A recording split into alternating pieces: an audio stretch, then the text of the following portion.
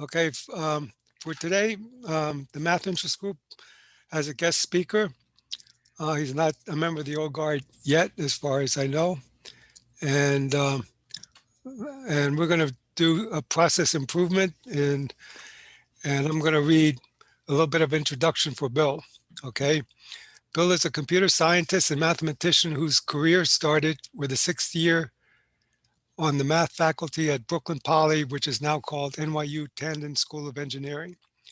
He later had a career at Bell Labs performing government-funded R&D work in fault-tolerant, parallel, and distributed processing. In the mid-90s, he changed his focus at Bell Labs to do network and computer security for government systems. After retiring from Bell Labs, he rejoined NYU Tandon in the computer science department, and again focusing on network and computer security. Now, he's given 2 talks at the Exxon Club, which I've both attended, and without further ado, I'd like to hand it over to Bill Hery. Okay, thank you for the introduction, Walt. I'll just add that I actually gave 3 talks to the ExxonMobil group, but one of them was earlier on about the security of critical infrastructure. Okay, I missed that one. Et cetera. Anyway, again, thank you for your introduction. I'm going to put the slides up. Okay.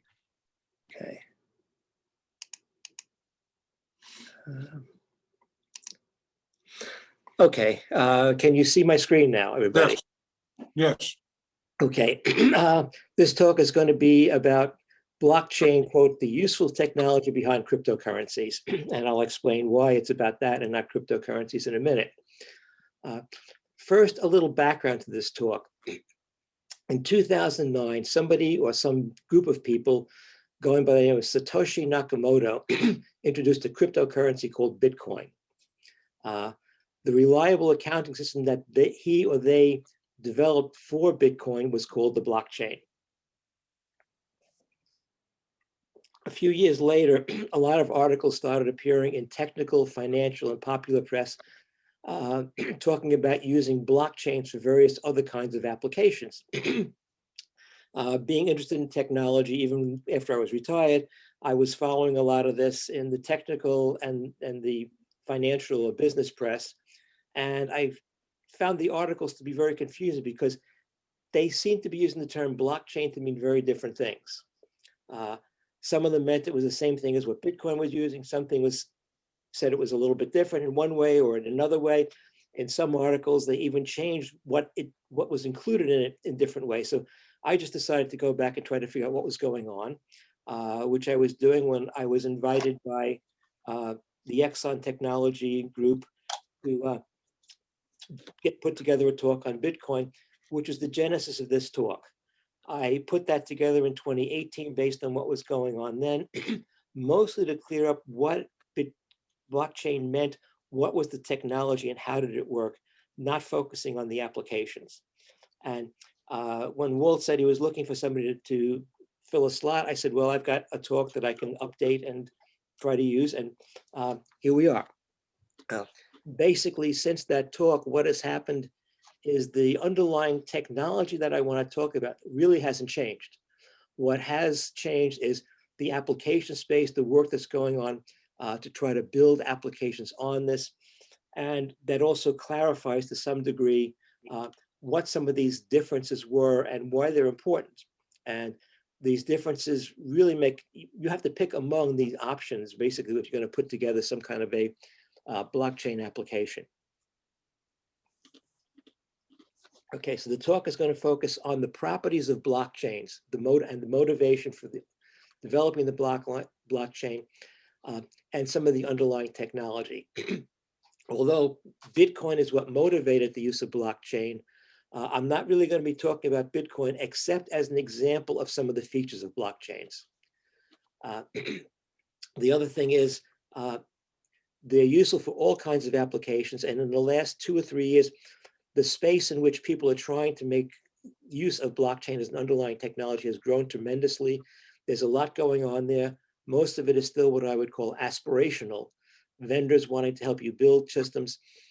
etc. Companies wanting to build systems.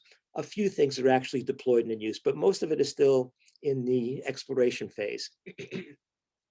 So I will talk a little about those potential applications at the end, but the main focus is going to be about the technology. Okay, so the outline is blockchain basics and properties. Not too technical. I just want to give an overview of what blockchains are supposed to do. And then I'm going to come back again and start layering some of the technology that makes it work. Not all of it, but at least some of it. You'll notice that I'm using a lowercase b for blockchain there.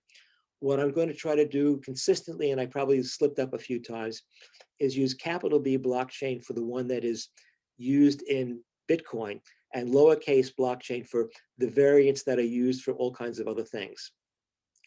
So the first thing is, what are the general properties of blockchains? What are they good for?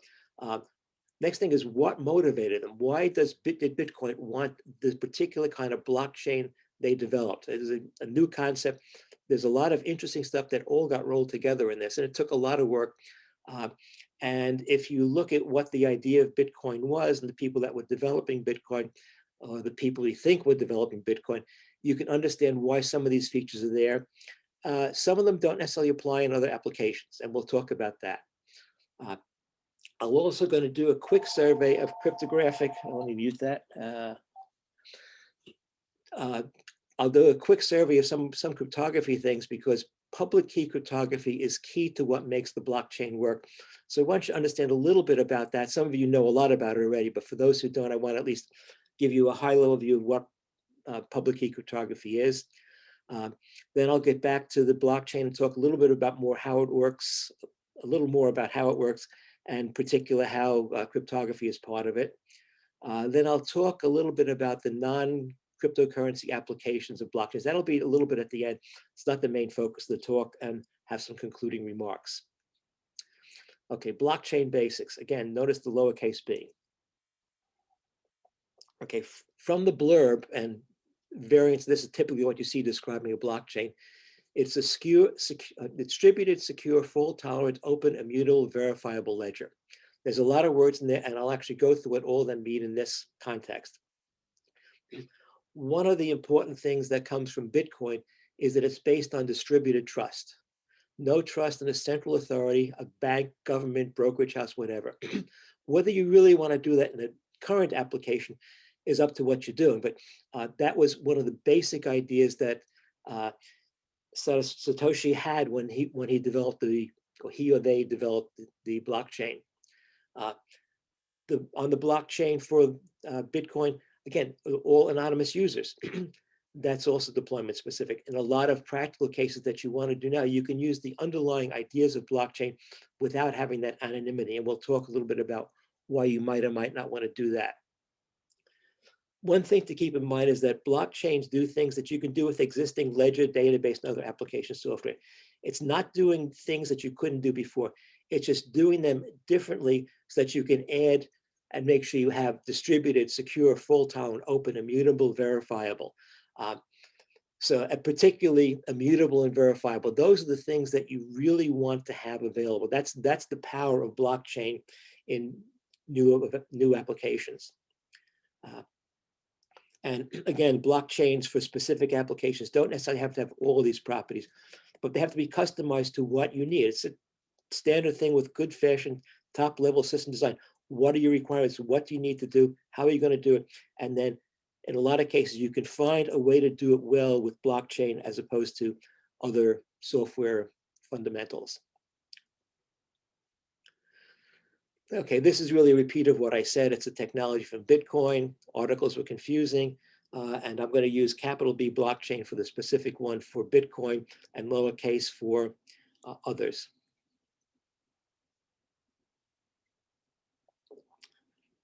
Okay, the term blockchain is used in different communities for very different things. There's some communities that say blockchain only applies to the ones that are exactly like the one for Bitcoin. And there are some other cryptocurrencies that use essentially the same thing.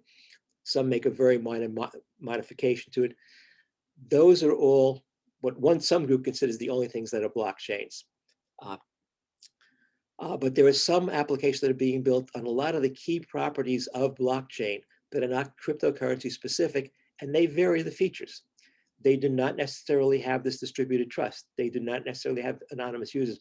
What they all have, though, at the heart is this idea of an immutable, verifiable chain of everything that has happened. So you can go back through history of all transactions and make sure nobody ever changed a transaction anywhere.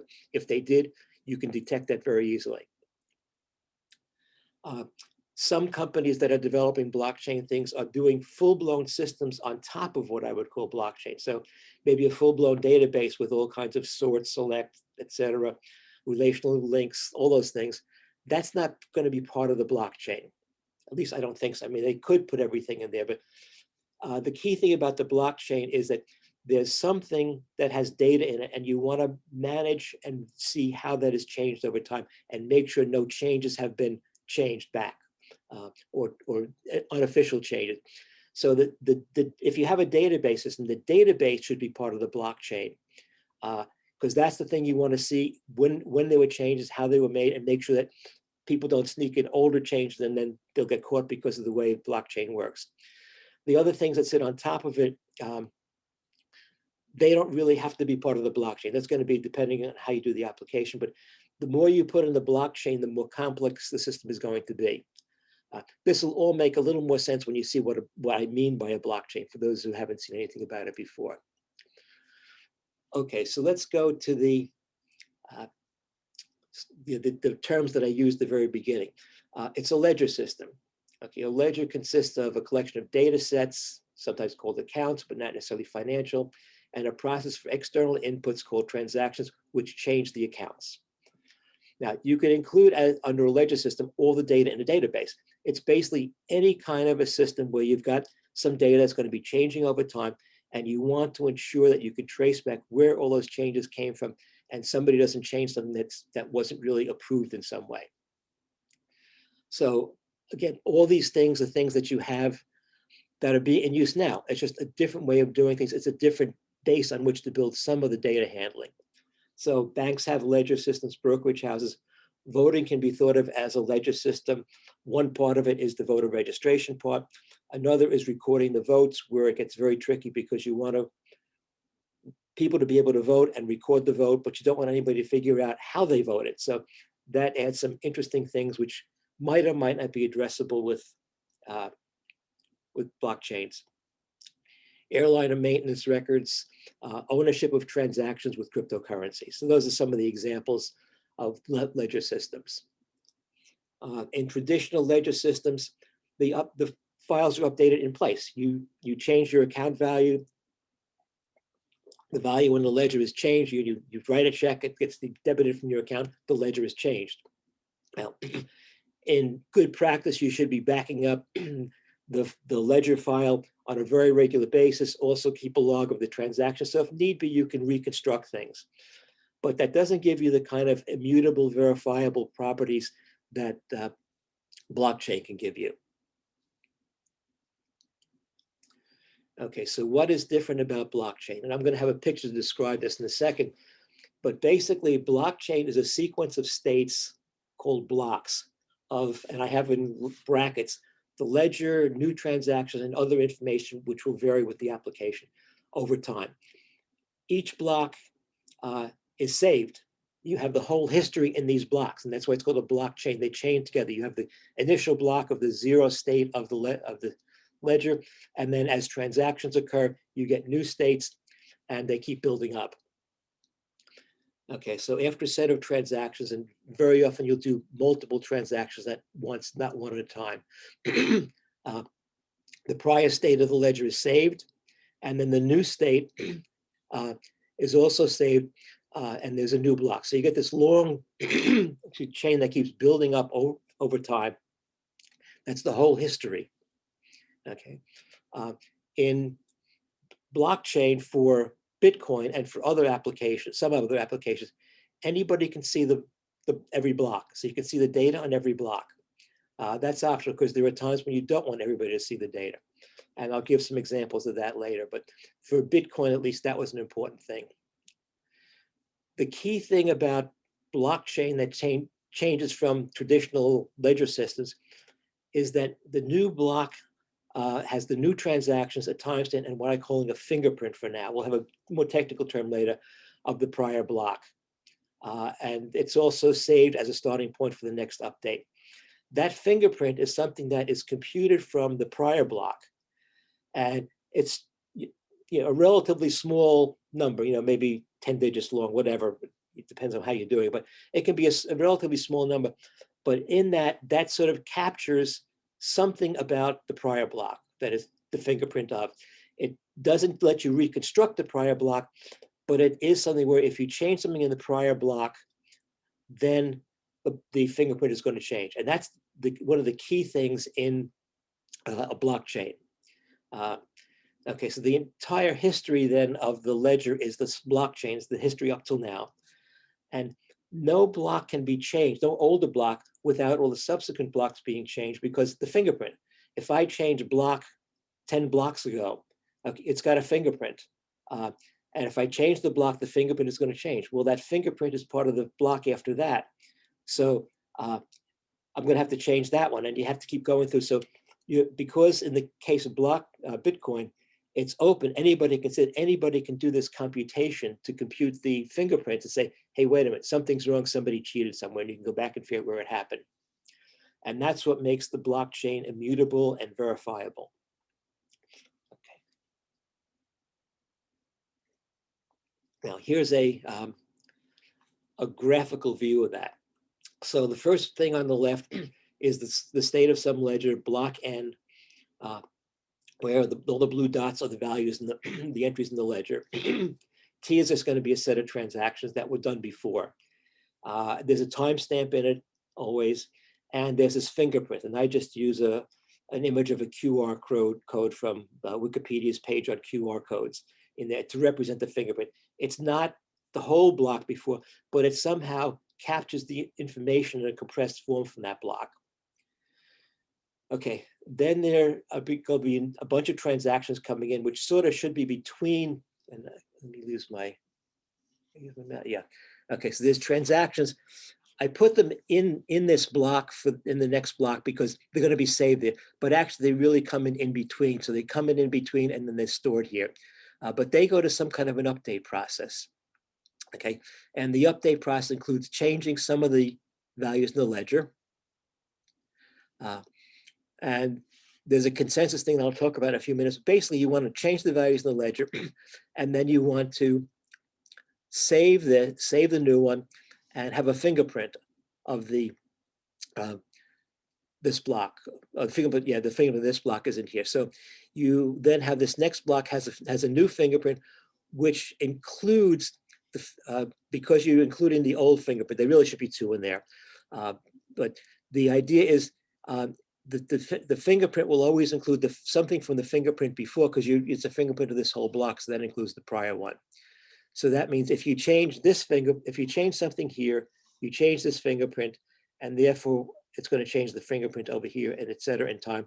If I come here and I want to verify something, I can go and I can compute the fingerprint for this one. This will keep going back. Whoops, that's the joy of a mouse. Where did it?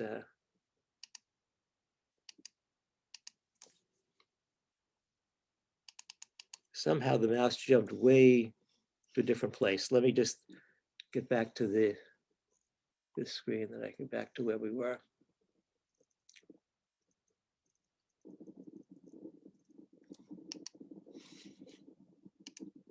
Okay, sorry about that.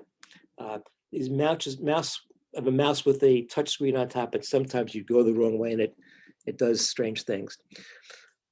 Okay, so if I think that something is wrong, I can check this fingerprint and from this one, and work my way back, and I can see where something changed.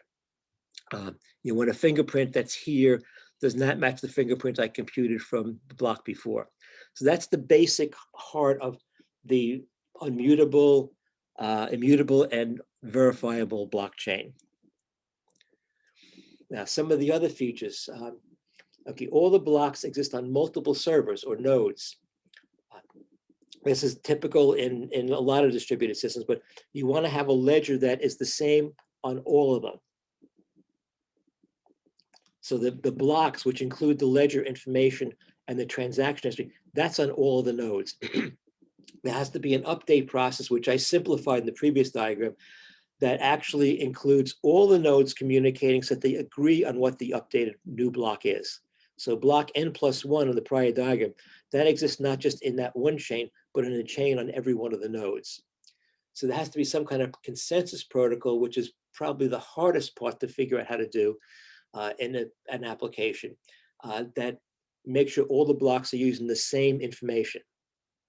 Okay, the consensus protocol is software that's running on every one of the server. That should be every node, not every server, and includes the network communications with all the other servers or nodes. Different protocols are used in different applications. I will talk a little bit about the one that's used for blockchain and a few other things that can go into it.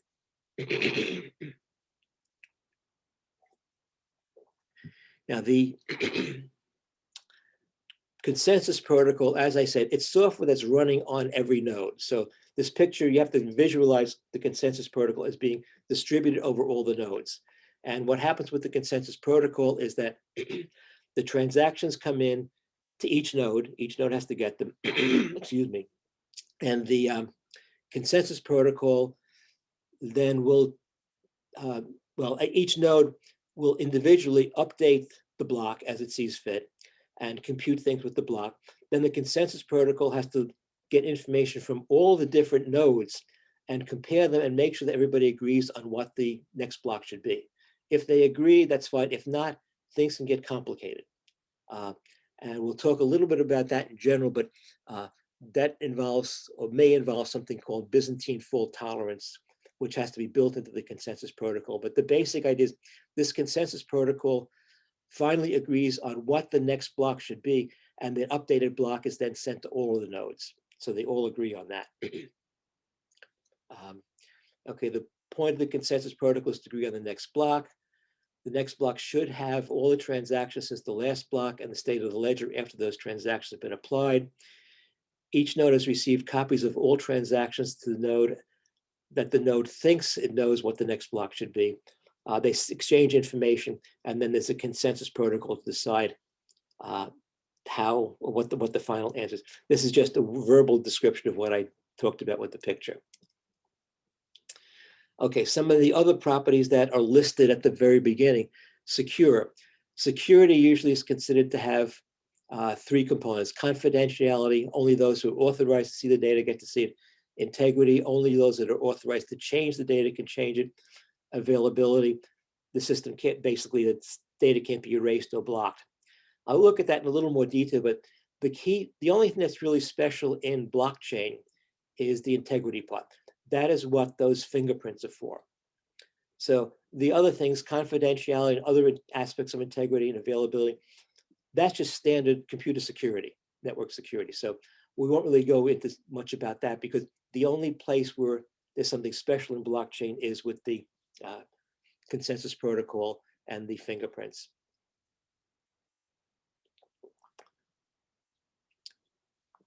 Okay, there is an element of security that's built in, because a lot of what goes on there, particularly the fingerprints, is based on strong cryptographic and mathematical methods.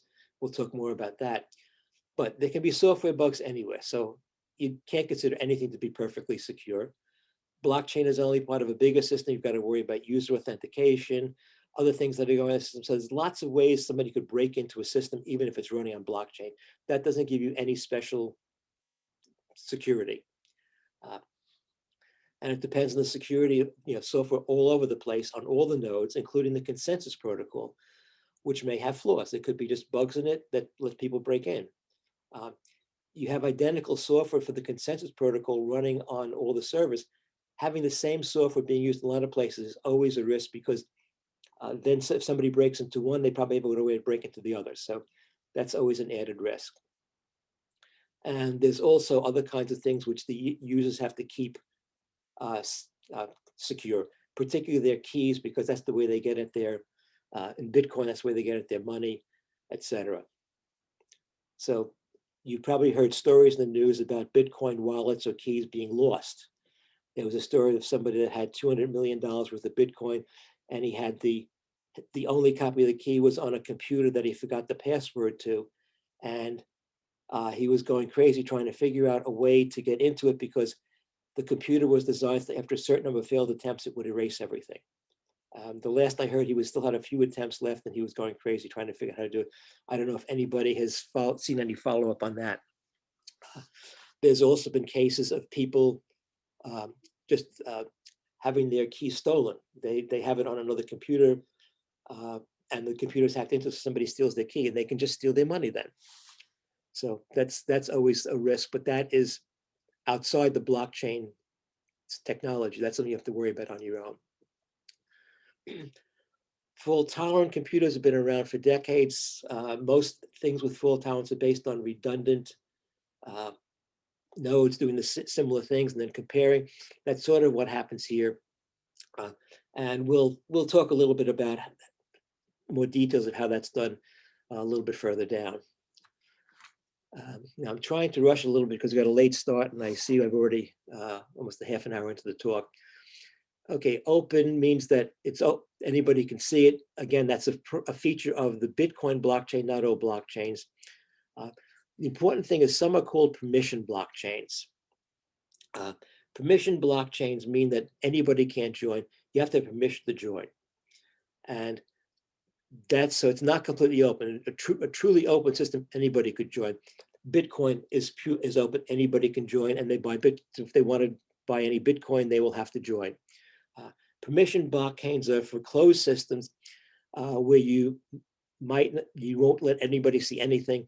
You only let people that have permission. And you'll see in a lot of examples that most of the commercial applications are going to be permission systems.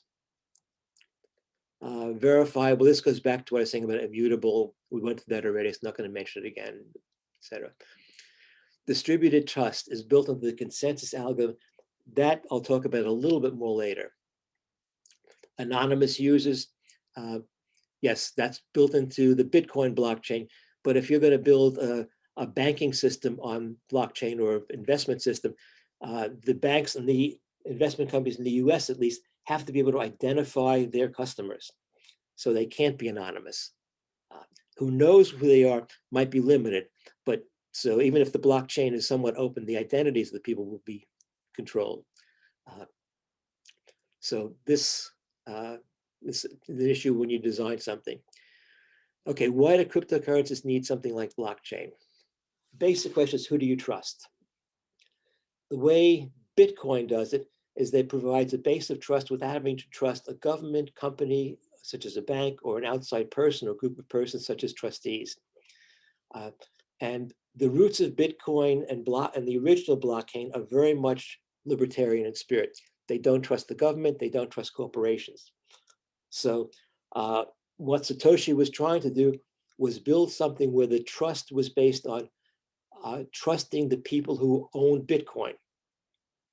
And it's a distributed trust, and the only people that you have to trust are the people that own Bitcoin, and they're anonymous, so you don't even know who you're trusting. But the trust is distributed among those, in some sense, in relation to the Bitcoin that they have. And keep in mind that it came after the financial crisis of 2008, when there was a lot of worry about what was happening to the financial systems worldwide.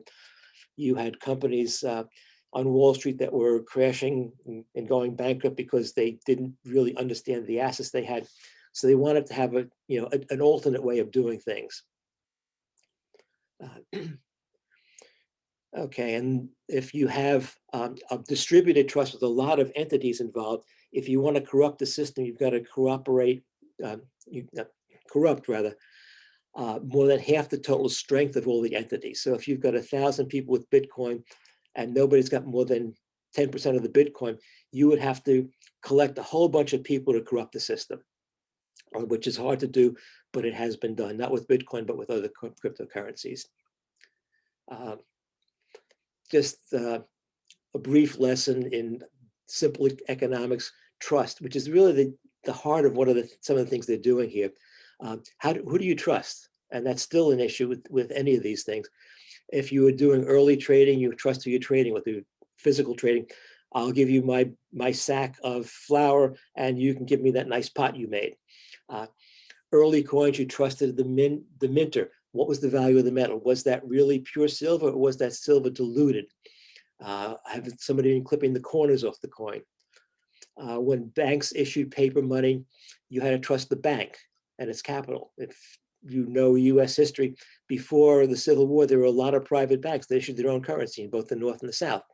Most of that currency became useless, valueless.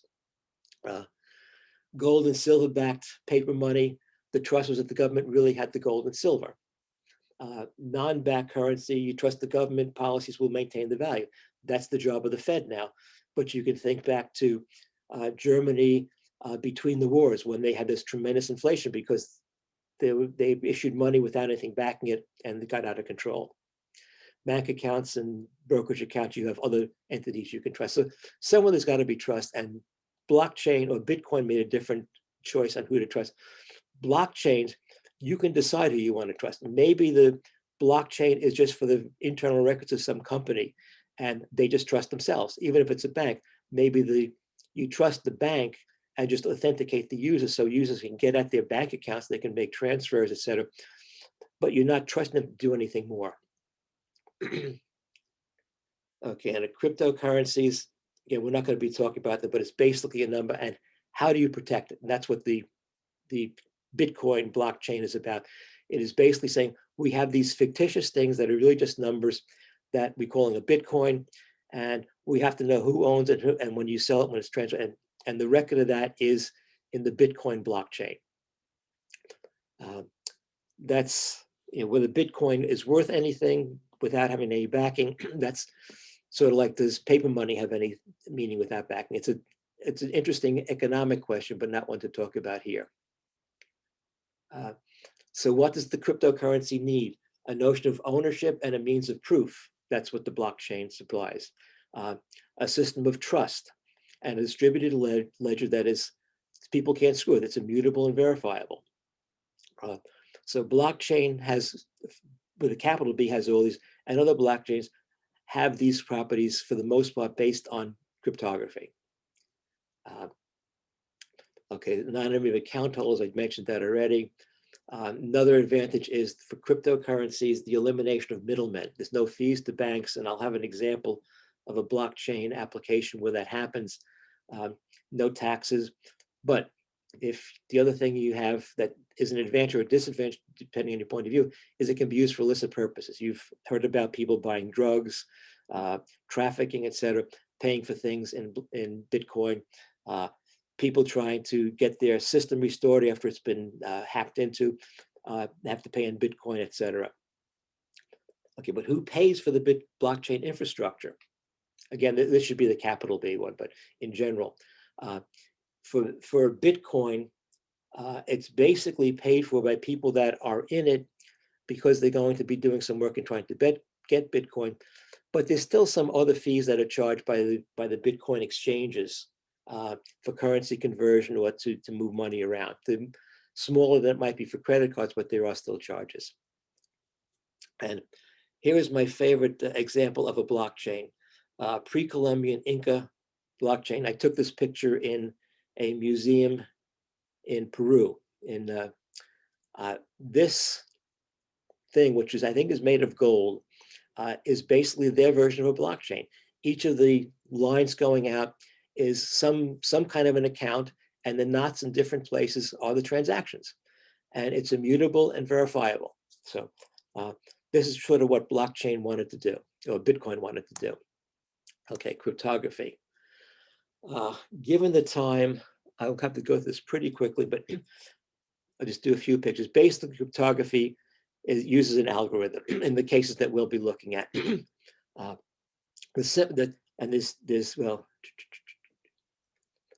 Okay, simplest one, which you probably use as a kid, is basically adding 1 or 2 or 3 to all the letters of the alphabet and getting it encrypted like that. Here is a key that you can use for doing that. I'll assume most of you know about that.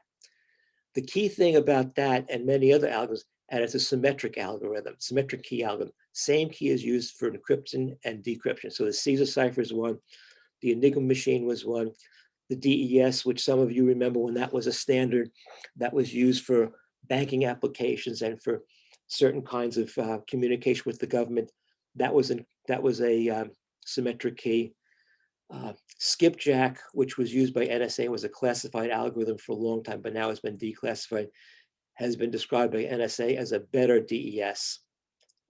Since NSA had a little bit of the approval process of the original DES, I think they mean they don't have the backdoors that people suspect NSA put into DES. It's also an 80-bit key, not a 56-bit key. And now the current one that's used is AES. Both parties have to know the key. And the biggest problem is, how do you get both parties to know the key? There's communication problems. People have to store keys. If you attended the Bletchley Park talk, you know that stealing keys was one of the big things that was done to help break the Enigma code. When ships were sinking, they would try to grab the code books. They did things like just to try to steal the keys. And that was always a big problem. How do you replace the keys, etc.? Public key encryption works differently. There are two keys. One is called the public key, which is used for encryption in the normal case, and a private key, which is used for decryption. So what you can do is you can publish your public key, and anybody can use that key and send you email encrypted with that key using the same algorithm. And nobody can decrypt that except you, because you've got the decryption key. You can't derive one from the other, because that would be equivalent to breaking the key. So you've got two keys that have to be generated at the same time, because there's a strong relation between them. One you publish, the other one you keep. This work was first done by Diffie and Hellman and Merkle in 1976. There were different aspects of it that were done by different pairs of them at times.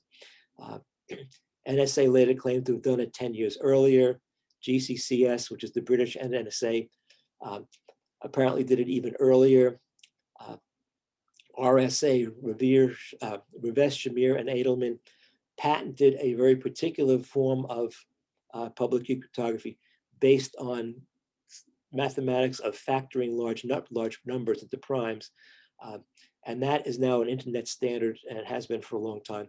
Whenever you go to go shopping on the web, you're probably using RSA in the background.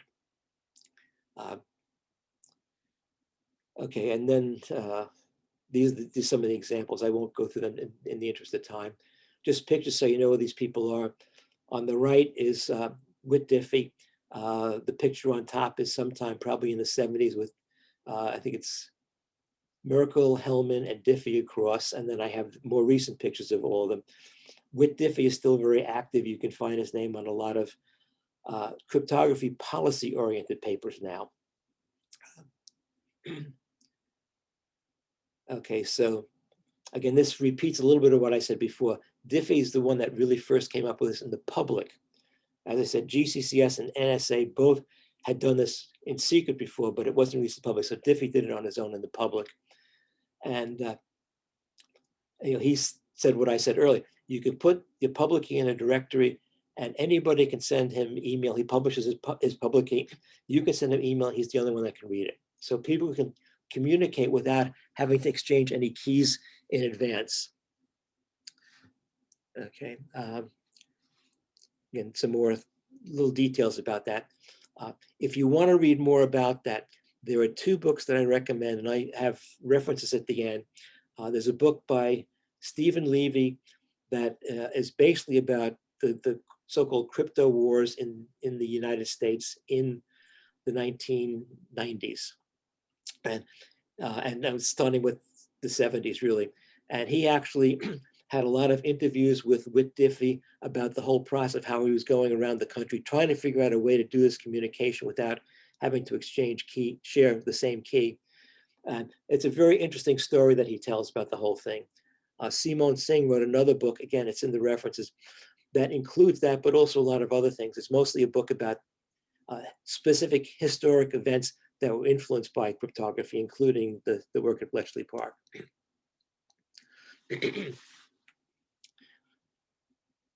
Okay, the other thing is that I can do it in reverse with the use the public key to encrypt something and then publish it. So I'll say, here's my public key. Did I reverse this? Okay, go to the second line. I can use the private key to encrypt the message. and then send it out, and publish my public key. So if anybody sees that message, they can use the public key to verify that it hasn't been changed. This is related to something called digital signature, and it's a way of verifying that what you've done or what you publish is really from you, not from somebody else. The idea behind public key is always based on some kind of what's called a one-way function in mathematics, something that's easy to compute one way and very difficult to go back, sometimes called NP hard. Without going into the details, factoring primes is one of those things, and that's the basis of RSA.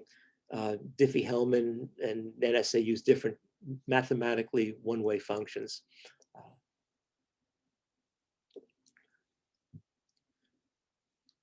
Okay, just a side note that's not related to the blockchain per se, but it might be of interest, is that usually the public key encryption algorithms take a lot more computation than symmetric key. So what is typically done, and this is what happens with your browser if you go into sites where you're going to be getting a lot of data downloaded, is the public key cryptography is used to set a session key that's used only for that session, and then the session key is used to encrypt everything after that. Useful side note. Okay, the other thing that comes out of cryptography and public key cryptography is the ability to build cryptographic hashes, something called a message digest or a fingerprint. The basic idea is that using cryptographic techniques, you take some large file and you don't just encrypt it, but you sort of encrypt it and layer it on it multiple times. So you get something that's small that comes out of it that's, maybe 64K or something like that, something small, but in essence has a little bit of everything in that original file. So that if you change the original file, this hash is going to be changed also. Okay, and that is really at the heart of what is going on with blockchain. The idea that you can take a file using cryptographic techniques or construct this hash or what I was calling a fingerprint before, and then you can tell if that file was changed because you can always go to that file. It's it's open for view, at least by the people that need to check things. And you go to that file, you compute the hash, and if it doesn't match the hash that's in the next block, you know something has changed improperly. And that's also the base of digital signature. And we don't skip that. The basic idea of private key versus public key, I think I've gone through all these, but the private key has to be protected by the owner and the public key is distributed open and freely. And these are the uses for it. The key security is very important. If you lose it, you lose your money on blockchain. You don't have a way to get to it. If somebody steals it, they can steal your money. So it's very important that you protect the key from being seen by anybody, but also against loss. And you might give friends copies of the keys, but do you trust your friends? There's a notion of key escrow where basically you give it to a trusted third party. It's like an escrow account with a lawyer. The safest way to do that is you basically split the key into 2 or more pieces so that if the people you're trusting, if you don't really trust them, they'd have to cooperate. If they don't know who the other person is, it's hard for them to cooperate. Then you'd have to get it from, you would go to both parties if you need to recover your key, but they can't do it by themselves. If you have 3 or more people doing it, then you can split the key into multiple pieces that overlap, and you only need 2 out of 3 in case one of them gets lost. That's similar to what's done on RAID arrays in disk arrays. Okay, now how the blockchain works. Okay, this is going to be repeating some of the stuff from before. I'm going to use the same diagram, but again, this is taking longer than it was supposed to. Okay, I think we've talked about all this already. Transactions is typically between user accounts. Both have to approve the transaction. Users are authenticated by the nodes, availability, blah, blah, blah. Okay. The block fingerprints, this is the key part. It's a cryptographic hash of the block contents, including the transactions, sort of like a checksum in some communication things, but it's much more complex than that. The current one that's being used in most cases something called SHA-256. That's what Bitcoin uses. It's a very secure term. It's a very secure one. There's no known hacks against that. There was a prior one where people found that they could actually make counterbalancing changes in the initial block that would keep the same hash, and that's what you don't want to have happen. So the key properties that all the bits in a block affect the hash value. Small changes, even 1 bit changes the hash, and even large changes in the hash. You can't identify exactly where it came from. The block can't be recovered from the hash. Can easily be verified by anyone who knows how to do the computation. They compute the hash, they go to the original file, compute the hash, and you can see if it's changed. And it's nearly impossible to change something in the original file without changing the hash. As I said, there was an attack on a prior one that was used called MD5 that is no longer used because there are ways to change that.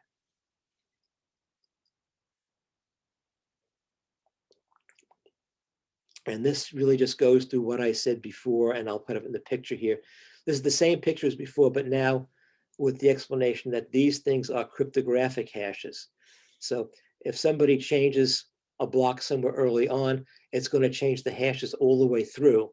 So you can identify and you can trace back through the blocks to find out where that improper thing was done. And that's the way you can verify, auditors can audit, etc. Distributed trust, this gets very interesting. In the next slide, I'll talk about the two that are commonly used in Bitcoin and other cryptocurrencies, something called proof of work and proof of stake. But in practical commercial applications, some applications, they might only have one trust entity. That could be the bank, the brokerage house, the government. You can have other people using it, but the only one that has to verify things is that one entity. And I think that's going to be what happens in a lot of practical applications. If you do distribute the trust of the partners, then you have to sort of roll your own in terms of how you're going to set up for an agreement. So if somebody is doing a blockchain for their whole supply chain and they want to distribute the trust among their suppliers, they have to figure out a way, and there's no standard way to do this, of coming to a conclusion if some of the suppliers have different answers.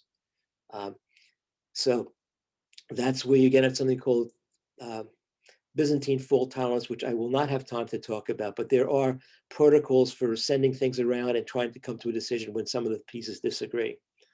And the last slide, my view is that defining and setting up the distributed trust model is probably going to be the most difficult part of any blockchain application, because it's not a standard thing in blockchain unless you go to what Bitcoin did.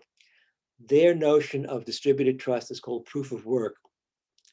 And what they do is basically you need a huge amount of computing power to participate in the trust. So when there's a set of transactions, you want to do an update and for a consensus, what they do is the nodes all compete to try to be the first to come up with a hash of the node, of the prior node, or the new proposed node. But there's other constraints on it. What they typically do is they say, you have to find a hash, because there's a lot of different hashes. Find a hash with at least 3 leading zeros in it. So you have to keep trying for the hash over and over. And this is very intense computation. And then the first one to produce that, they have a hash. It meets the qualifications because of the 3 leading zeros. Everybody else can verify based on the data of what the updated ledger is supposed to be like, the transaction, etc. They can verify, yeah, that hash really works. So that's then the consensus. Everybody agrees that what this guy computed is it. And then the winner is paid in Bitcoin for that. That's their motivation for doing this. So a Bitcoin is worth like $60,000 currently. So if you get a Bitcoin for doing that, it's worth a lot. But it takes a tremendous amount of computing power to do that. People are building whole arrays of computers. For a while they were doing it in Iceland because the power was cheap and it was cold, so you didn't have to worry as much about cooling, et cetera. In China, they do it off of hydropower, et cetera. But it's using a huge amount of energy to compute this. The other one is called proof of stake, which is actually much less computational intense. Basically, the idea of validation is sort of like a weighted vote where all the people with the cryptocurrency get a way to vote based on how much cryptocurrency they have. So that's doesn't have all that computational overhead. Both of them are subject to what are called 51% attacks. If some entity can get temporary control of 51% of the network, they can go back and they can change things. And they can say it's accepted, and that becomes part of the blockchain. So you have to worry about the 51% attack. There was one on one of the other smaller, there have been a couple on some of the smaller cryptocurrencies. Again, Byzantine fault tolerance will fit into this if you want to get into other applications beside the currency applications. And I'm going to skip the slide on that. You'll get the slide so you can read that over. There's a slide that there have been a lot of attacks on cryptocurrencies, including some on Ethereum. That was the Bitcoin, or the cryptocurrency that was attacked. And there was a $1 million loss when they were attacked with a 51% attack. Okay, the other useful thing about putting things on blockchain is you can build what are called smart contracts. And these are very useful. Basically, the idea is the smart contracts are used that they automate contract fulfillment. So that if you have a supply chain application and something is delivered, the smart contract, as soon as that something's delivered, as soon as that transaction is authenticated and goes to a block, the blockchain smart contract will automatically send the payment over. So it automates a lot of things like that in a verifiable way. And that's going to be something I think that's going to be in most blockchain applications in the future. I already mentioned permissionless and permission blockchains. Permissionless means anybody can join, read the block, they see everything. This is what Bitcoin does. In most commercial applications, I think you will have what are called permission blockchains, where you only let people in that you know that have a reason to be there. And control over those permissions will be very important in most commercial applications. Now, even though I'm running that, I do want to include this little bit of history that I have to thank Walt for pointing out to me. There is now a notation in the Wikipedia page for blockchain that David Chaum did something that was similar to a lot of the blockchain features back in 1982. And that note was not in there a couple of years ago when I was originally preparing this talk. So I was interested in that, and I followed through and found out more about that. In 1982, Chaum's doctoral dissertation was called Computer Systems Established, Maintained, and Trusted by Mutually Suspicious Groups. Sounds like blockchain, but Bitcoin.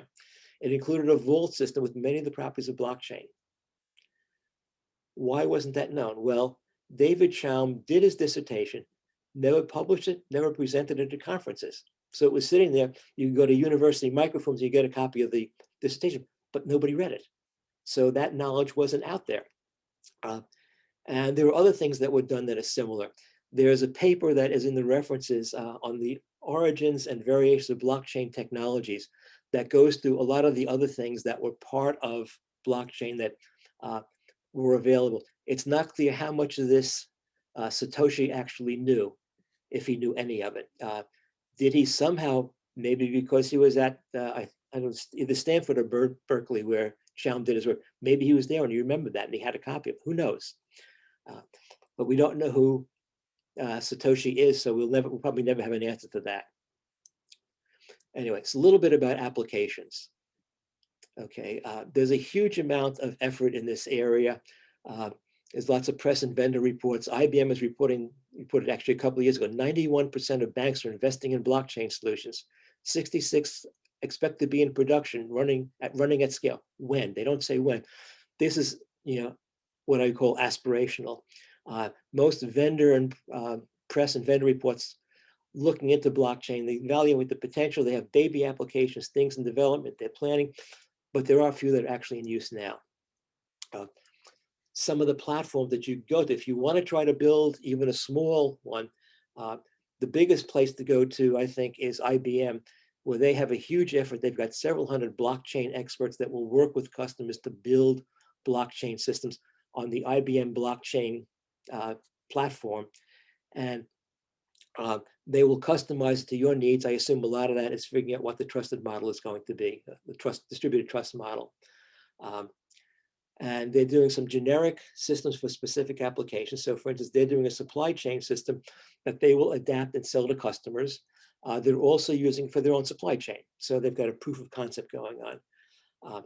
There's one at least that is operational now, something called TradeLens, which is was done in conjunction with Maersk Shipping Line. You might know they are the ones that are by far the biggest shippers of containers. You see the big ships loaded with the containers stacked up on deck. They also handle everything from picking up the containers initially, bringing them to the port, the whole process. They have a blockchain-based system for tracking all the containers, including the paperwork that's needed for authorities, import, export things. They do all that in the blockchain. Most of the things they mentioned, though, are aspirational. They do mention a vaccine system, which they are planning, vaccine distribution system. They are planning. Well, at this point, it's probably too late for the COVID vaccine. Maybe they'll be ready for the next vaccine next vaccine we need. And IBM supports a public open software package called Hyperledger, which they contributed much of the code to. So they can use that as the platform, but IBM obviously wants you to run it on their computers or in their cloud. Hyperledger is from the Linux Foundation. That's open source. Microsoft Azure has a blockchain service that says they will fully deploy, manage blockchain networks in a few clicks. They have one that's they're working on that hasn't released yet, which is aircraft engine parts, where they are, GE is the biggest supplier of, or one of the two big suppliers of aircraft engines. And they are building a system where they can track using blockchain every part, where it is, what engine it's, what plane it's in, all the use it's had by the plane, etc. Spare parts, they can use to track wear and things like that. And they have actually been doing this without blockchain for a long time, but now they're putting that on blockchain. And Amazon AWS, of course, has their own version. They're claiming 70 plus validated blockchain solutions. You can look at any of those if you want to do some development. Just very quickly, some of my thoughts on what you need to worry about if you're doing a blockchain solution. I know there are hands up, but we're going to save the Q&A for the end because it's going to be easier that way. And these are things, if you want to do a blockchain application, you should think about what is the trust model? That's the hardest part of it. Who owns and controls the nodes? What are the contents of the ledger? Permissioned or permissionless? Most likely permissioned. The classes of users, the consensus protocol. This can get very tricky if you have a real distributed trust model. And the cost and time for transition from a legacy database and applications. You can't just update a little piece of the code. You're really transitioning everything. So it's going to be a huge job to do that. I think in the end, it's something that could be very useful, but it's a huge job to do that. Some of the advantages and reasons to do it is it eliminates, besides the immutability and verifiability, it eliminates fees for transactions, banks, PayPal, et cetera, efficiency of multi-corporation application supply chain across multiple companies, ease of audit. This is very important. There's a lot of audit rules that companies have to follow. This makes the auditing much more easily. Tax agencies, of course, want to be able to audit, and there's compliance in a lot of industries. The issues to worry about are regulatory and environmental things. Anything in the US with banks and financial things, there's all kinds of regulations. If you're dealing with something with hazardous chemicals, I'm sure there's a different set of regulations there. There's international laws.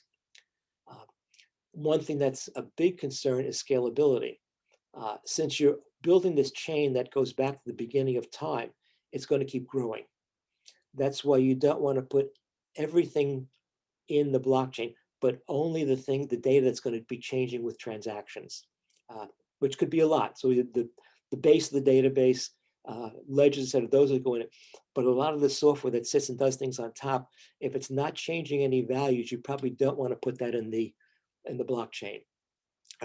So as an example, the full blockchain for Bitcoin in 2018 was 173 gigabytes. Last month, it was 317 gigabytes. So it's growing, and that's not a lot of data to handle, but if you consider that's only the data on the owners of Bitcoin, compare that to, a large bank that has millions of customers, and they keep doing that. So there's going to be issues of scalability, development time for new systems. Partly it's going to be just take time. Another is that there aren't many people that are trained in blockchain, so it's going to be very hard. IBM is trying very hard to develop their own internal team that helps you do it. Okay, so I'm going to skip some of these, what I call conjectural things. These are some things that I suggested as possible uses 3 years ago in the talk. I'm going to skip those, even though some things similar to these have come out. I will mention voting, and at the time I said it was very difficult. I'm mentioning that now only because MIT just came out with a paper a few months ago that basically said blockchain for voting is a really terrible idea. It's even worse than internet voting, which is generally thought of as not being something that can really be secured. One of the authors of that is Ron Rivest from RSA. Now, two interesting real world ones, and then I will stop. So it's an hour and 5 minutes. The UN World Food Program had something in Jordan with feeding the refugees. With the refugees, they don't just give them food. What they had been doing is giving them some kind of debit or credit card that they could use to buy the food in the camps. They could pick what they wanted, when they wanted, etc.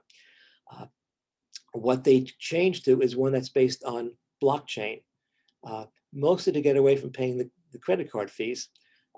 So they get each refugee gets a prepaid account that's loaded with whatever money they're allocated. When they want to use it, they can only use it at the food places in the camps, and there's a retinal scan for identity. So they don't have to know anything about technology. They can only buy the food in the camp stores. It provides for equitable distribution of food with refugee choice. There's no cash that could be spent elsewhere. They don't give them money. And it's saving $150,000 a month in transaction fees. So that was an interesting one. And then the last one, which is interesting in a different way, and I mention it because it's been in the news, NFT, non-fungible token. You might have read about this in the last week or so. Basically, this is all built on a blockchain. The owner owns a token, not artwork. This could be any kind of artwork or artifacts, something that's digital in form. Okay, so the owner buys a token of the artwork, but doesn't get the artwork itself. The ownership and authenticity of that token, though, is tracked on blockchain, which is where blockchain fits in. The owner doesn't even get exclusive rights to view. So there was a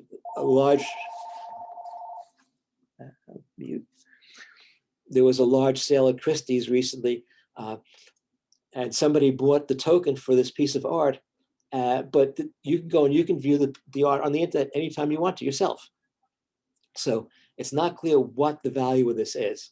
It's referred to again as a non-fungible token, and the art case that I just mentioned, $69 million for a set of 500 images by an artist who I hadn't heard of, Mike Winkelmann, also known as Beeple. And it was sold at auction for $69 million. I do not understand that at all. LeBron James released, this is before that $69 million one, LeBron James sold some kind of video of him playing basketball, the token for that, for $100 million. And Jack Dorsey sold he's the founder of Twitter, sold the token for his first tweet for $2.5 million to raise money for COVID release. And then the last slide, in the New York Times, there was a follow-up article a couple of days ago where a commentator, not a Times writer, said, it's just pent-up demand when money has nowhere to go, so it's doing stupid things. I will agree with that. And at this point, the concluding remarks. Blockchain is potentially very useful.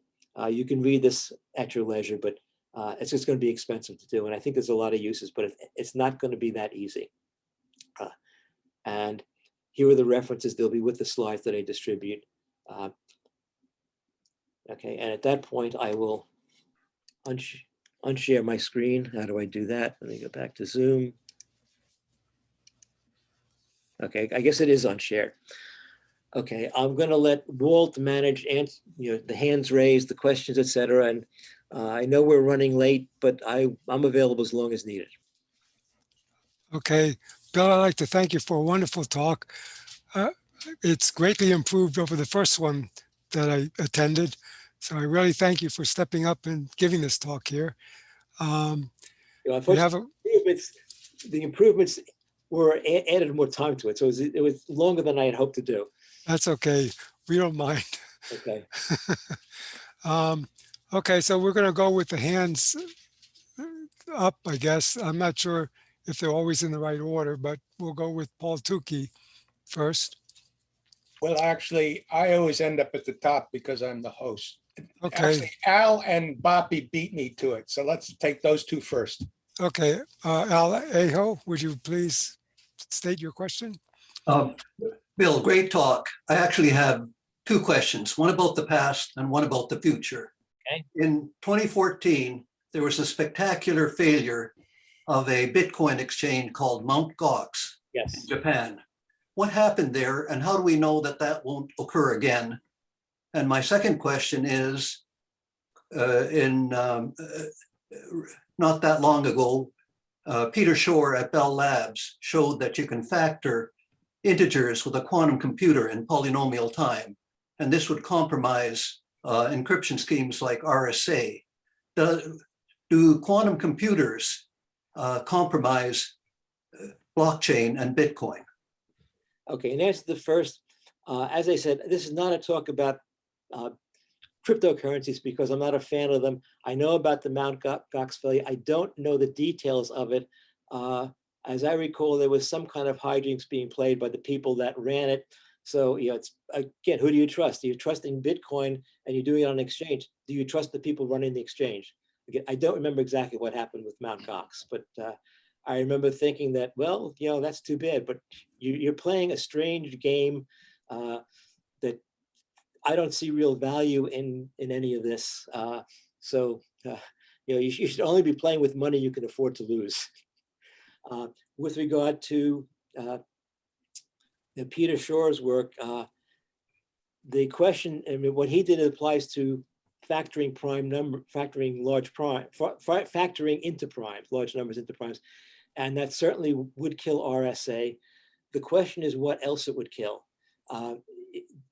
Since the SHA algorithm, as far as I know, is not really based on factoring primes, can his algorithm be adapted to the mathematics of the SHA algorithm as opposed to prime numbers? I know in general that in the crypto community, they're aware of the problem with the prime numbers and they know that's going to go away with quantum computing. They're actually trying to develop quantum cryptography algorithms that are resistant to quantum computers. Now, we don't know what quantum computers will ultimately be able to do. We don't know what the algorithm is going to be, but they are trying to come up with algorithms that they think the current plans for quantum computers will not break. And the same thing would happen with blockchain. I mean, if somebody comes up with an algorithm to break SHA 256, then all bets are off with blockchain, and people can go in and they could change like block one, and they can all of a sudden change everything. So the whole world built on blockchains falls apart. But then with the RSA things, a lot of other things fall apart. So it's an interesting question, and it's a question in general about cryptography. Is when you use any form of cryptography, at some point in the future, it's going to be broken. How do you protect what you have against that?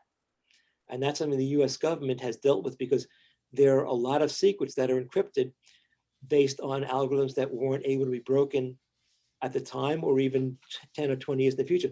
But maybe there are some things you still want to keep secret in 30 years. How do you prevent that from being broken? Maybe there's a next step beyond a hydrogen bomb that's an even more lethal weapon that's encrypted somewhere in Los Alamos. What if somebody gets a hold of that? You can think of all kinds of things. A lot of things in government security involve who is involved. That's one of the issues, sources and methods. People talk about that. Well, if somebody has a source that's well placed inside an enemy government, and their identity is somehow stored somewhere, encrypted by something that then can be broken, they get exposed. And if they're still alive, they probably won't be for long. That actually has happened, not because of cryptography, but if the other side gets the name of some of our spies that are highly placed, all of a sudden they disappear.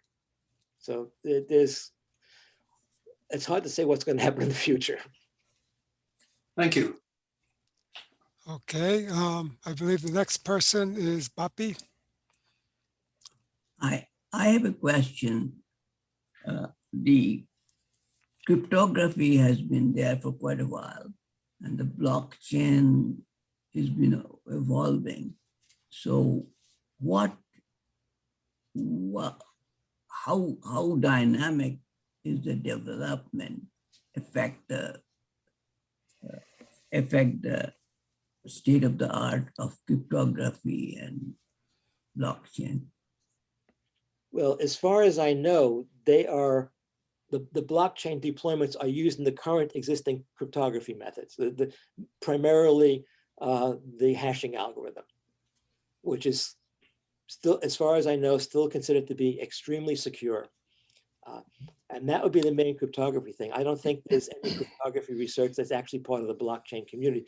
There might be, maybe worrying about the future with quantum computers.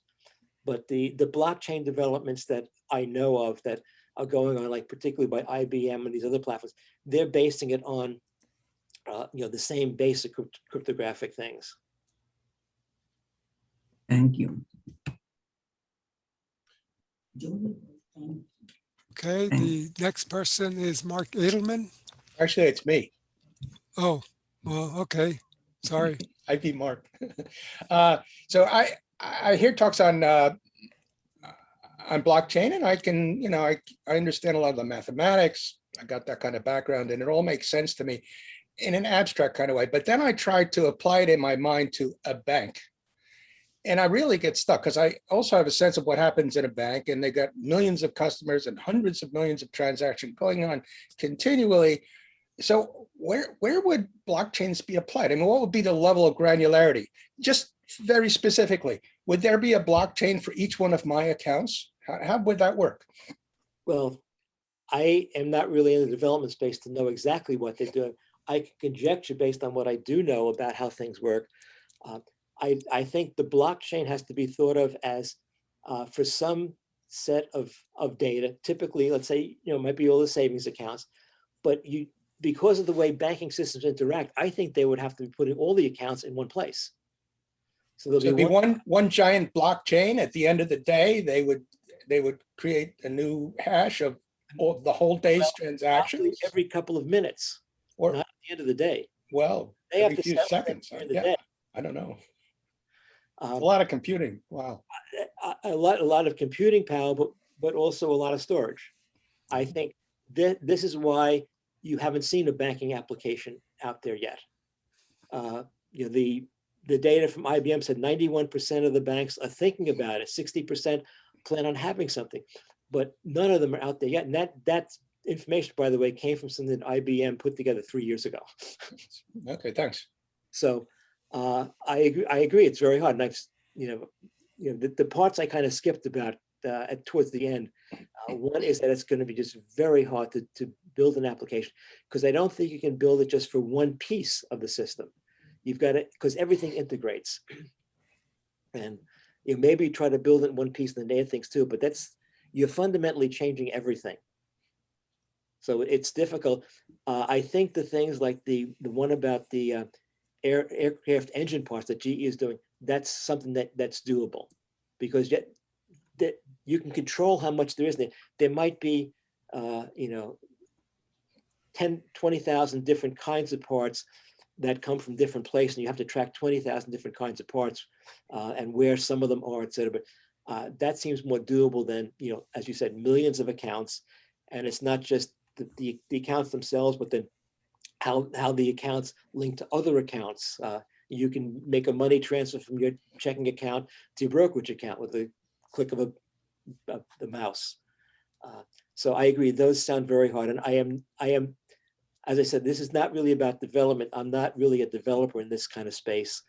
have been a developer in the past, and I can understand a lot of the issues, and I agree they're daunting. Well, maybe Mark will have the answer, and he's up next because he's also a financial person. Okay. Okay, Mark, you're up. Yes. One of your slides had mention of a United Nations program Yeah. that you said benefited from using blockchain. I couldn't understand what the benefit was. $150,000 a month in credit and debit card fees. Is that all? That's the article. It's in the references. It's an article from Technology Review where they mention that. Yeah, I can't see why they would have. What's the reason why they would even be tempted to use blockchain? I think they were trying to build a system from the start that did not really involve any need to use or know about technology from the refugees.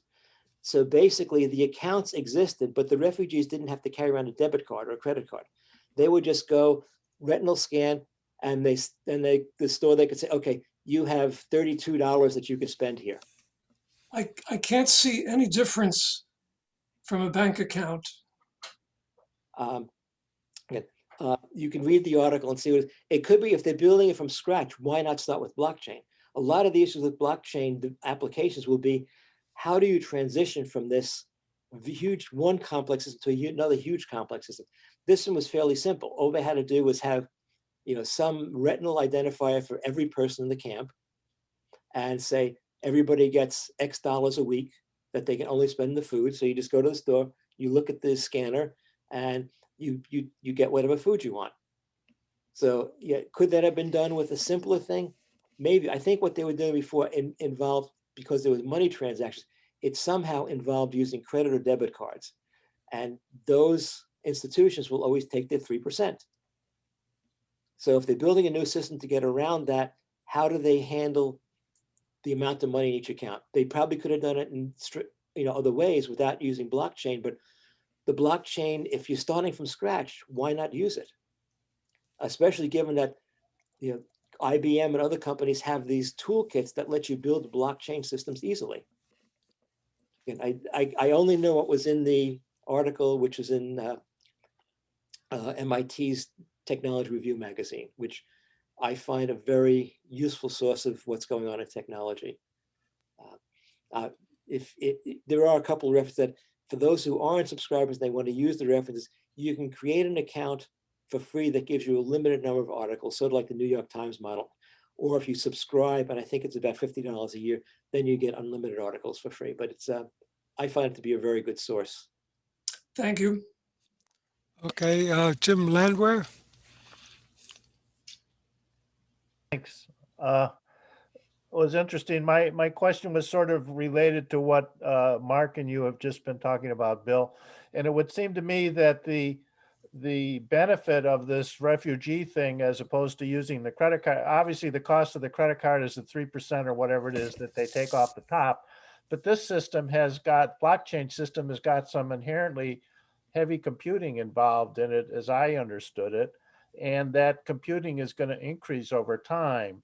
So it would seem to me like the trade-off would be, what's the credit card 3% cost versus what's the computing and the infrastructure cost of doing it through blockchain, because that's not going to be free either.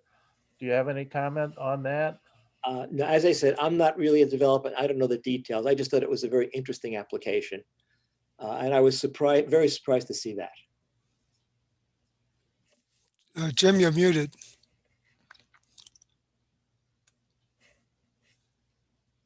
You're still muted. You're still muted.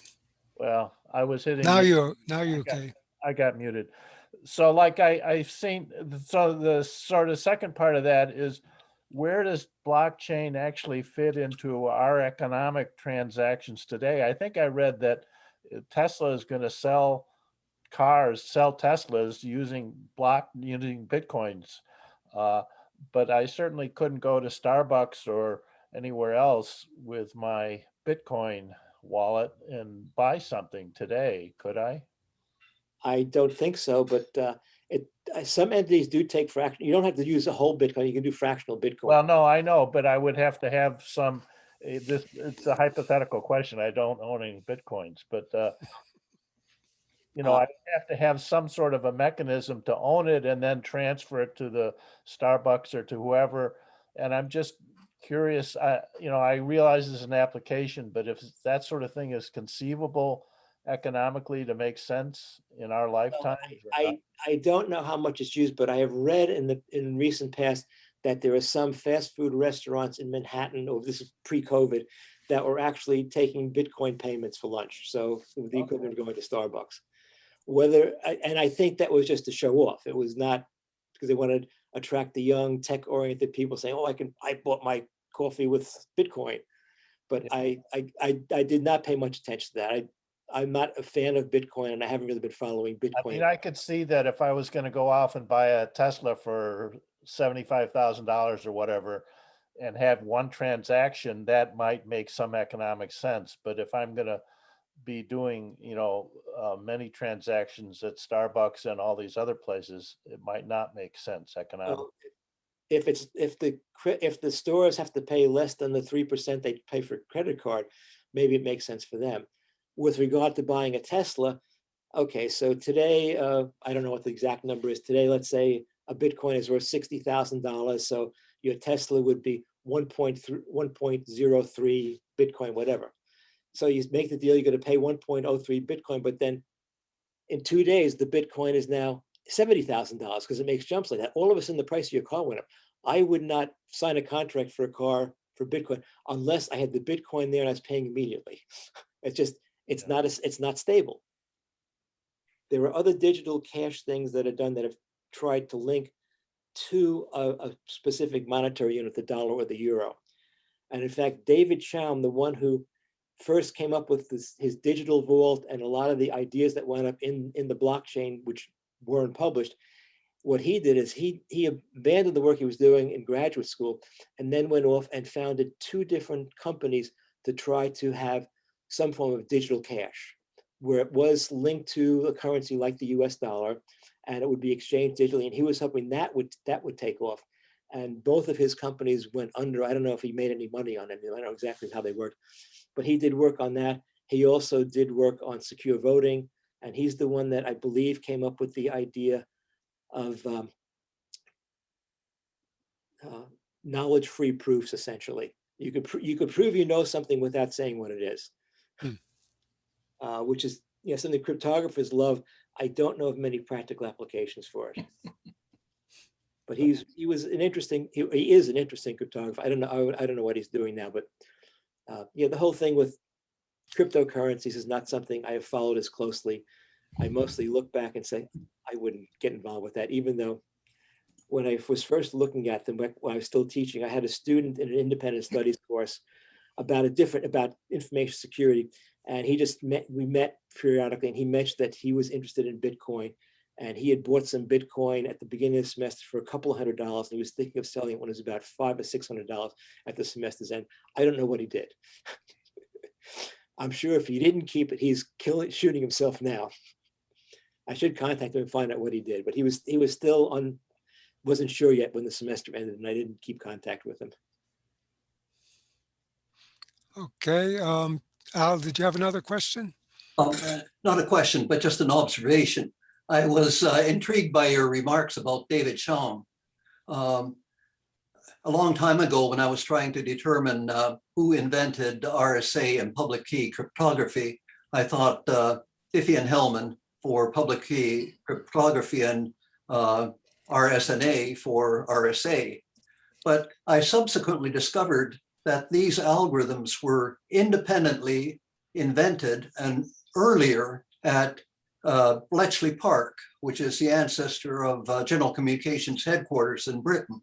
But the inventors were not allowed to publish because that was like the NSA of Britain. So an interesting question. I had thought that that blockchain was invented by Stornetta and Haber at Belcour when I was there, but I was unaware of the work of Chaum until it appeared on Wikipedia, which seems to have occurred a decade before, but he did not publish his work. So I had always wanted to attribute the invention of the blockchain to Stornetta and Haber. And I guess it should really go to Schaum. Well, he didn't have all of blockchain. There are different pieces of it that came out from different people. Merkle actually is the one that, as far as I know, was the first, but maybe there are others. He actually developed something called hash trees, where you would go from one step to the next and carry the hashes along, similar to the way the blocks carry the hashes along. And that was done in the late 80s, I believe. So there's bits and pieces. You might want to look at the paper that is in the references, where they go back and they find bits and pieces of things that were wound up in blockchain. And you have to wonder, did Satoshi actually know about a lot of these? And was he just combining the good parts of things? Or was he just thinking on his own and just came up with it on his own? Something we'll probably never know, since we don't even know who he or they are. Well, Satoshi's paper actually references Stornetta and Haber as the inventors of blockchain. Okay, I hadn't looked at that. That's interesting to know. But was it all a blockchain or just aspects of it? Well, it was an interesting research project that they were doing. They wanted to develop a technology that would convince the victim or the person who's supposed to pay a ransom that the kidnappers have ransomed a person, and they wanted to convince the person who's supposed to pay to ransom him that the person is still alive. So their technology was basically like taking a picture of the victim with a copy of today's New York Times and then sending it to the person who's supposed to pay the ransom, and then repeating that every day. And they really published this chain of events in the New York Times every weekend, just as a demonstration of proof of their system. It was a very interesting metaphor for demonstrating blockchain. Interesting, but now, of course, you have to worry about there being deep fakes. Yes. I remember talks by Scott at Belcore when he was doing that work before he and Stu Haber spun off their company and left Belcore, and I guess they got licensing rights to that technology that they had worked up. But the emphasis in those days, as I recall in his talks, was on digital timestamping.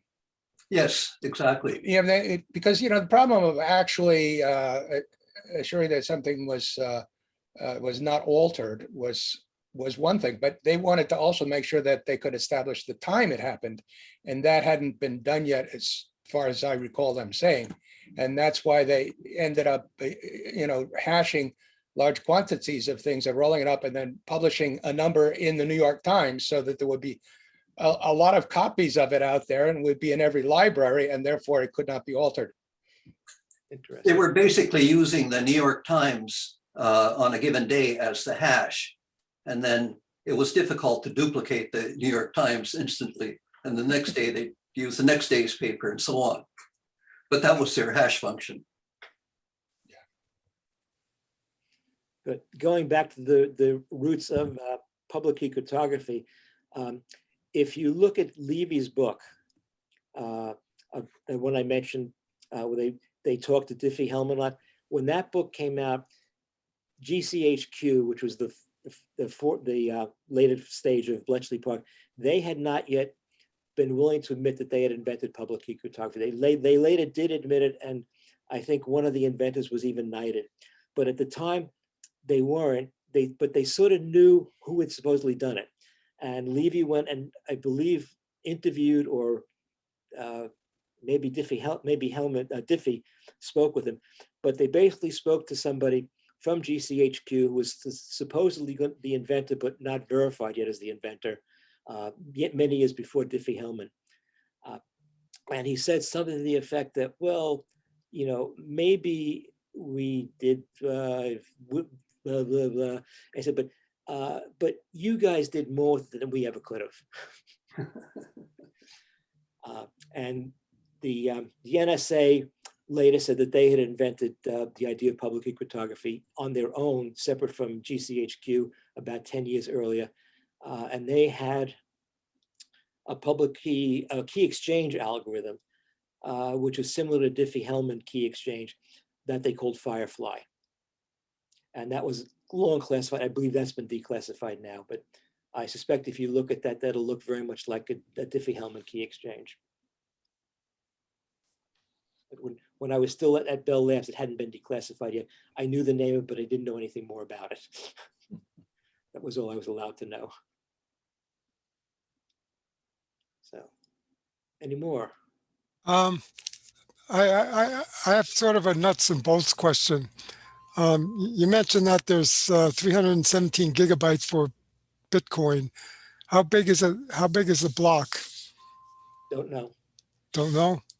You can And probably Google it. I mean, I just Googled Bitcoin blockchain size, and I came up with the size on different dates. I see. And the other thing is, when they do the fingerprint, do they run it off over all the blocks or just the last block? Just the last block, because the last block has the fingerprint from the block before, which has the fingerprint from the block before. So everything is built in. And how do they make sure they get 3 leading zeros in the hash function? Okay, that's in the proof of work part of it. That's and there's a lot of hashes that will work, by the way. The whole idea is that you can do a secure hash with changing parameters, and there's a lot of different hashes you can get. You just have to know what the parameters are for somebody to verify it. So the idea of the 3 leading zeros is that if it's too easy to generate a hash, anybody can generate a hash. We can generate one pretty quickly, and that's fine. So the 3 leading zeros is basically saying you've got to go through and find enough hashes till eventually you find one of them's got 3 leading zeros. That's why it's so compute intensive, because if it's 3 leading zeros, that means they've got to find they've got to go through on 500 hashes on average before they got 3 leading zeros. Well, what do they change to in the block to make sure it's they get 3 leading? They don't change the block. It's a parameter, I believe, that goes into SHA-256. I see. Okay. I don't know the details offhand, but I believe SHA-256 can be used with the key. So it could be a keyed hash. So they put the key in, but then they can tell you that part of it and say, okay, this is the thing that we used and we generated this hash. And then you can go and compute it using that key because you know the algorithm, you know the key, and you know what the answer should be. And where is the key stored then? I know that, I think, again, I don't know the details. I would be just guessing, but I would assume that key then has to somehow be part of the block with the hash. Okay, that's what I would think too, but I haven't gone into that level of detail. okay. Does anybody else have any questions? Actually, I'd like to mention, I looked up the size of a block in Bitcoin, and it says that the protocol limits the blocks to 1 megabyte in size, but each block can contain up to 4,000 transactions at the maximum. Okay. So I was just trying to figure out, how long that chain was, Did it say how many entities are in there? Well, I'd have to do the math to figure that out,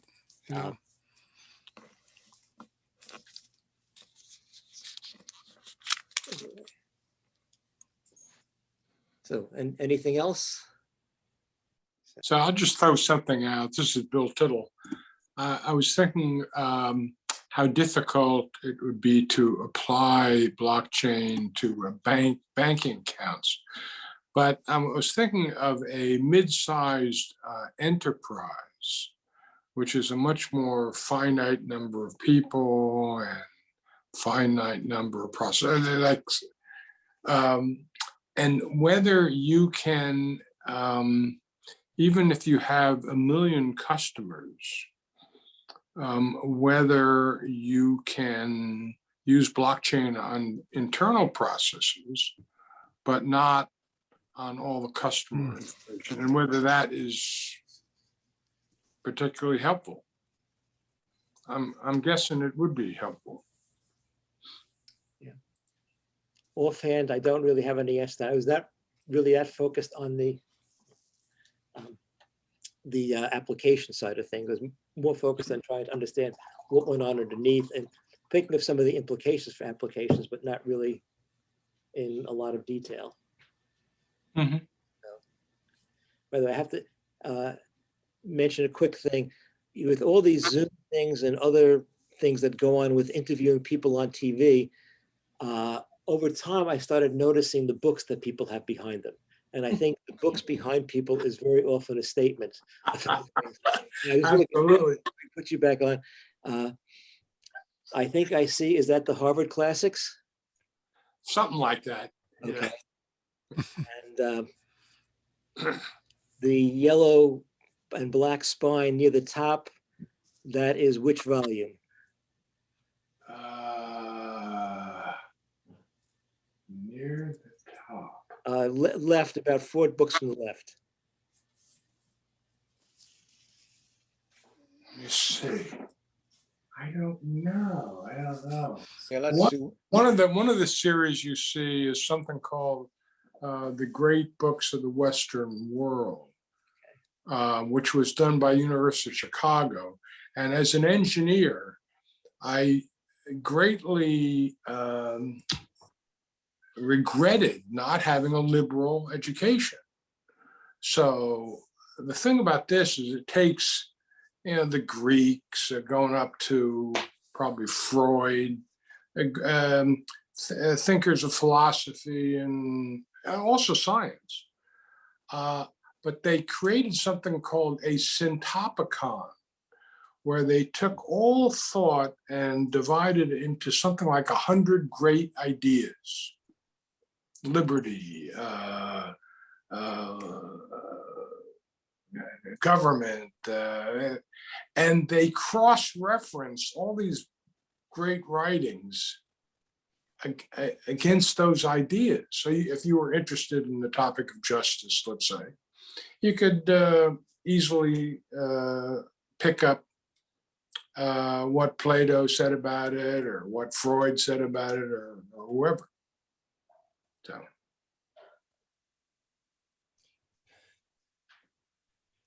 Well, he got called away. Oh, he's gone. Oh, he's No, I gone. had to get a book. Bill, I was going to ask you, after you had that insight, did you rearrange the books on your shelves? No, that's whatever that happened to be. But the one I thought that I saw was a volume of Knuth, but maybe it's not quite the same. So if No, it isn't. It isn't. it isn't Knuth. Okay. No.